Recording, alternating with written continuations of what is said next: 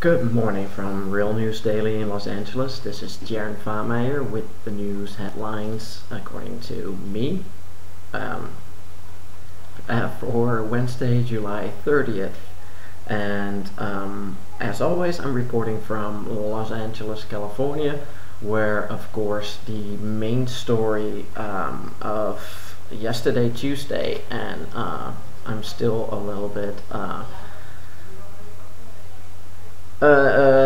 excited about it, was yesterday's 5.4 earthquake in the Chino Hills area in San Bernardino County. And the earthquake was first reported to be a 5.8 and then later was downgraded to a 5.4 earthquake. And apparently it took place about 7.6 miles below Earth. This, for me, in being in LA, there have been a couple of earthquakes and smaller ones, and I was always driving, or I've never noticed them. This time it happened at 11:42 a.m. and I was behind my desk in my office, which is on the third floor in a high-rise building in the Wilshire district, and my street overlooks Wilshire Boulevard, my office I mean, and I have huge windows, and it was pretty intense. The windows started shaking. First it felt like just like a rolling thing, and then it became more of a shaking thing. I went under my desk. First took me a while to register and didn't really know. I was like, okay, what shall I do? It's kind of scary. I am in a big building, and the shaking was pretty intense.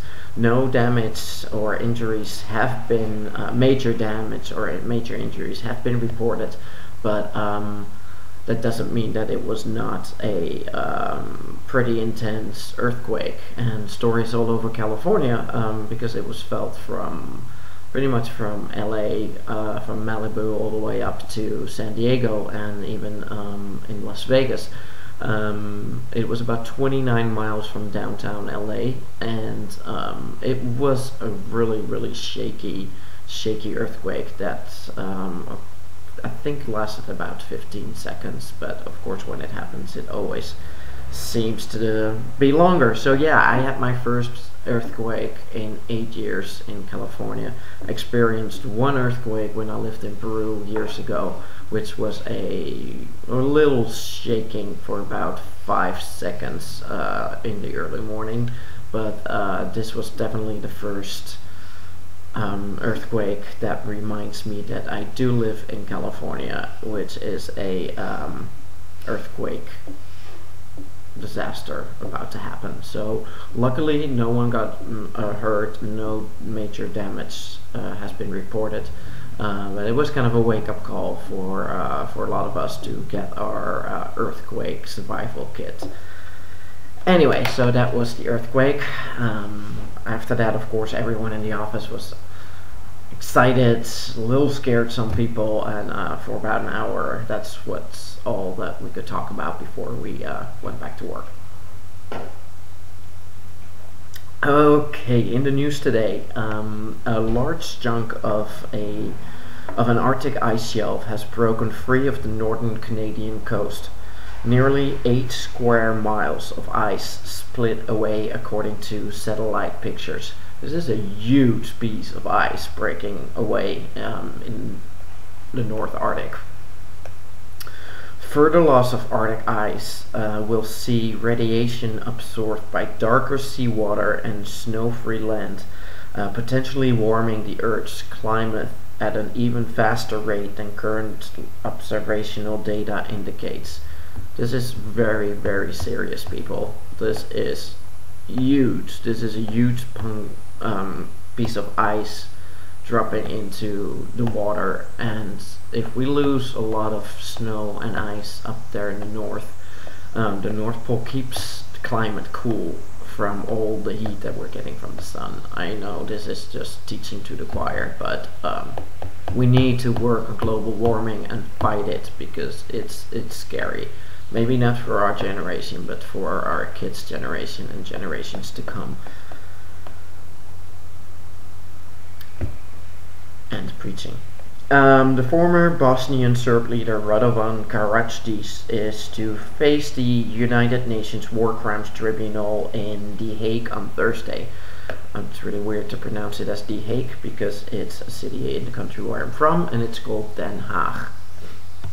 The 63-year-old had attempted to challenge the legality of his transfer, but apparently a letter of appeal was sent by post on Friday, but the Serbian court had not received it on Tuesday, which led to his transfer on early Wednesday morning European time from Serbia to Rotterdam airport, and now he faces charges in The Hague. President Bush on Wednesday signed into law a sweeping housing bill that aims to boost the struggling housing market, and bolster mortgage finance giants Fannie Mae and Freddie Mac. The Senate voted 72-13 on Saturday, 72 against 13 on Saturday, after the House passed it 3 days earlier. It has two principal objectives. The first one is to offer affordable government-backed mortgage to homeowners at risk of foreclosures, and to bolster Fannie and Freddie with a temporary rescue plan and a new, more stringent regulator. Hopefully this will work and put some calm and peace into the housing market. Of course, Bush I want to veto a bill. Every bill that comes in, I veto. I see him just acting like that against Laura in his bedroom whenever a bill is passed by the Democratic House and Senate.